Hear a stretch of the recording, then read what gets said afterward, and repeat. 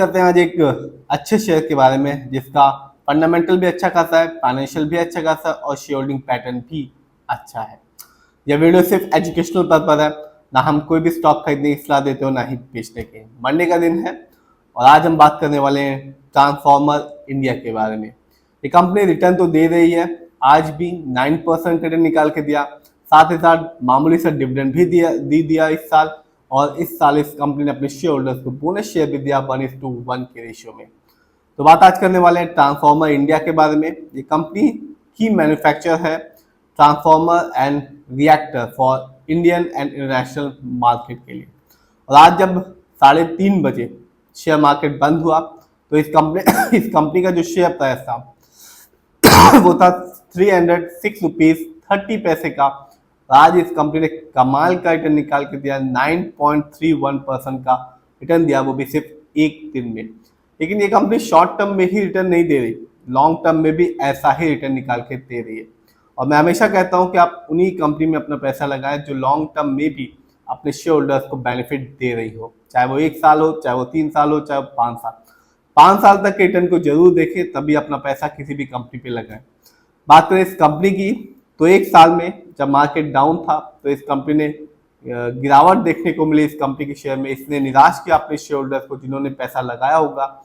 इस कंपनी का share price गिर गया 46 रुपीज 26% का, यानी आज से ठीक 1 साल पहले इस कंपनी का जो शेयर प्राइस था वो था 582 रुपीज 5 पैसे का, जो आज के दिन है 306 रुपए 30 पैसे का। तो जिससे भी सोचा होगा कि 1 साल में इस कंपनी में इन्वेस्ट करके एक अच्छा खासा मोटी रकम निकाल के निकल जाऊंगा, तो इस कंपनी ने ना ही स्टॉक मार्केट ने ऐसा किया। लेकिन इस कंपनी ने लॉन्ग टर्म में स्पेशली 3 साल और 5 साल में अपने शेयर होल्डर्स के हर एक शेयर होल्डर्स का भरोसा जीता। बात करें 3 साल की तो कंपनी का जो रिटर्न था 3 साल में वो था 888% का, जबकि 5 साल में इस कंपनी का जो रिटर्न था शानदार ही कहा जाएगा, 2529% का रिटर्न निकाल के दिया, यानी कि 2529% का रिटर्न निकाल के दिया, वो भी सिर्फ 5 साल में। यानी 2020 में इस कंपनी का शेयर प्राइस 11 रुपए के आसपास का था, 10 रुपीज 63 पैसे का शेयर प्राइस था, जो आज के दिन है 306 रुपए और 30 पैसे का। तो जिससे भी 5 साल पहले 11 रुपए के हिसाब से इस कंपनी में एक अच्छा खासा इन्वेस्टमेंट लगाया होगा, शेयर की एक अच्छी खासी क्वांटिटी खरीदी होगी और 5 साल के लिए होल्ड किया होगा, 5 साल के लिए डाल के भूल गया होगा, उसे 5 साल बाद यानी कि 2025 में एक अच्छा बेनिफिट, एक अच्छा रिटर्न देखने को मिला होगा। और ये कंपनी और स्टॉक मार्केट यही बताता है कि आपको धैर्य बनाए रखना है, आपको लॉन्ग टर्म के हिसाब से ही अपने पैसे को शेयर मार्केट में लगाना है और अच्छी कंपनी में लगाना है, तभी आपको एक अच्छा बेनिफिट देखने को मिलेगा। स्टॉक के परफॉर्मेंस को देखते हैं तो जो हाईएस्ट शेयर प्राइस गया वो था 648 रुपीज 90 पैसे का, जबकि 1 साल में इस कंपनी का जो लो शेयर प्राइस आया वो था 230 रुपीज 10 पैसे का। इवेंट्स पे नजर डालें तो कंपनी ने इस साल मामूली सा डिविडेंड निकाल के दिया 0.20 पैसे का, लेकिन इस कंपनी ने इस साल अपने शेयर होल्डर्स को 14 फैब को बोनस शेयर दिया था 1:1 के रेशियो में। यानी जिसके पास भी इस कंपनी का एक शेयर उस समय रहा होगा उसे एक एक्स्ट्रा फ्री में शेयर मिला होगा। यानी कि आपके पास यदि 1000 इस कंपनी के शेयर होंगे तो आपको 1000 कंपनी ने और शेयर दिए, यानी कि आपका टोटल शेयर हो गया 2000। फंडामेंटल्स को देखते हैं तो जो कंपनी का मार्केट कैप है वो है 8445 करोड़ का। ये कंपनी मिड कैप की है क्योंकि मार्केट कैप 5000 करोड़ के ऊपर का, 20,000 करोड़ के नीचे का। पीबी रेशियो 6.28 है। शेयर मार्केट में एक अच्छा जो पीबी रेशियो होता है वो होता है 1 या तो बिलो 3। इंडस्ट्री पे अच्छा खासा इस कंपनी का 48.49 का है क्योंकि शेयर मार्केट में एक अच्छा इंडस्ट्री पे कहलाता है 20 से लेकर 25 के बीच में। इंडस्ट्री भी ये बताता है कि कंपनी का स्टॉक कैसा परफॉर्म कर रहा है, क्या वो अंडर वैल्यूड तो नहीं मार्केट में, क्या वो ओवर वैल्यूड तो नहीं मार्केट में। डेब्ट टू इक्विटी ना के बराबर है 0.27, यानी कि इस कंपनी पर लोन खर्च ना के बराबर है।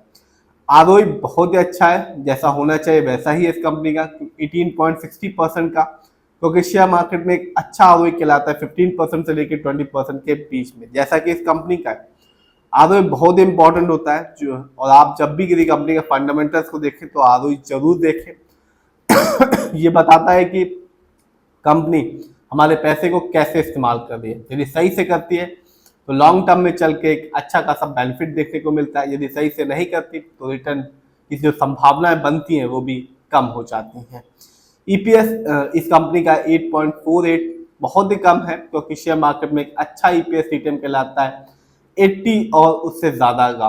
Earning per share trailing 12 month का मतलब होता है कंपनी लास्ट जो 12 महीने थे उसमें कितना कमाया। डिविडेंड यील्ड है 0.07% का। शेयर मार्केट में एक अच्छा डिविडेंड यील्ड कहलाता है 2% से लेकर 6% के बीच में। हाई डिविडेंड यील्ड अच्छा होता है, जो एक बताता है कि इस कंपनी के स्टॉक को अपने पोर्टफोलियो में ऐड करना चाहिए, जो आगे चल के आपको एक अच्छा बेनिफिट दे सकता है। फाइनेंशियल कंडीशन फाइनेंशियल कंडीशंस को देखते हैं तो कंपनी का जो रेवेन्यू है वो सितंबर क्वार्टर में रहा 474 करोड़ का, जबकि 2025 में इस कंपनी ने ईयरली रेवेन्यू के मामले में कमाया 2051 करोड़।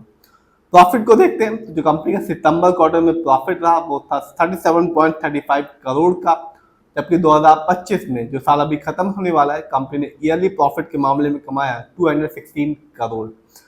नेटवर्थ पिछले साल की तुलना में इस साल इस कंपनी का नेटवर्थ काफी ज्यादा बढ़ गया है। इस साल इस कंपनी का नेटवर्थ रहा 1272 करोड़, जबकि पिछले साल इस कंपनी का नेटवर्थ था 563 करोड़ का। देखते हैं इस कंपनी के शेयर होल्डिंग पैटर्न को, तो साफ है प्रमोटर यानी कि इस कंपनी जो ओनर्स हैं उनका पैसा विश्वास सब कुछ सबसे ज्यादा लगा हुआ है अपनी कंपनी में, जिसका परसेंटेज है 64.36% का। जबकि रिटेलर्स यानी कि हम लोग का पैसा इस कंपनी में लगा हुआ है 18.43% का।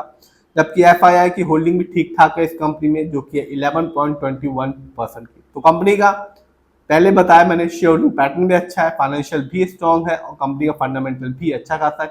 और कंपनी ने इस साल अपने शेयर होल्डर्स को डिविडेंड भी दिया और बोनस शेयर भी दिया, और कंपनी ने आज भी एक अच्छा खासा रिटर्न निकाल के दिया, और लॉन्ग टर्म में भी कंपनी अपने शेयर होल्डर्स को माला माल कर रही है। फिर भी आप जिस भी कंपनी के शेयर को खरीदें खुद रिसर्च करें, एनालाइज करें, अपने फाइनेंशियल एडवाइजर की राय लें, तभी अपने पैसे को शेयर मार्केट में लगाएं।